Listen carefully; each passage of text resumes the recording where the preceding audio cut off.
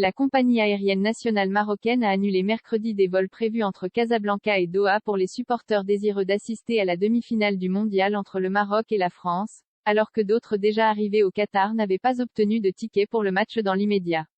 Suite aux dernières restrictions imposées par les autorités qataries, Royal Air Maroc a le regret d'informer les clients de l'annulation de leurs vols opérés par Qatar Airways, a indiqué la RAM dans un communiqué, sans détailler les raisons de cette annulation. Les 7 vols annulés impactent 2100 passagers. Les 23 autres vols opérés par la RAM sont toujours maintenus, a déclaré à l'AFP une source proche du dossier. À Doha, des supporters marocains acheminés à bord des premiers vols de ce pont aérien et rencontrés par l'AFP en fin d'après-midi mardi avaient expliqué que la Fédération marocaine de football leur avait promis des billets dont ils ne disposaient pas encore à leur arrivée. Un message appelant les supporters à ne pas se rendre dans les 2 aéroports de Doha, jusqu'à ce qu'ils aient obtenu des billets pour les matchs à venir, a été posté mercredi matin sur le compte Twitter de l'aéroport international Hamad, où arrivent les vols en provenance de Casablanca. Nous rappelons aux supporters que l'aéroport international Hamad et l'aéroport de Doha ne sont pas des sites officiels pour obtenir des billets pour les matchs de la Coupe du Monde, spécifie également ce message. Des vidéos postées sur les réseaux sociaux montrent des groupes de supporters marocains bloqués par les forces de l'ordre qatari à l'aéroport Hamad. À la suite de la qualification historique des Lions de l'Atlas dans le dernier carré de la Coupe du Monde,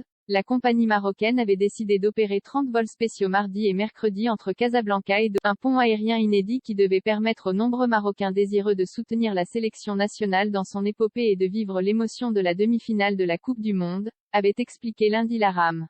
Depuis le 2 décembre, il n'est plus nécessaire d'avoir un billet de match pour entrer au Qatar, mais il faut toujours se voir accorder une carte AIA, qui fait notamment office de visa, avant le départ. AFP ici Beyrouth 14 décembre 2020.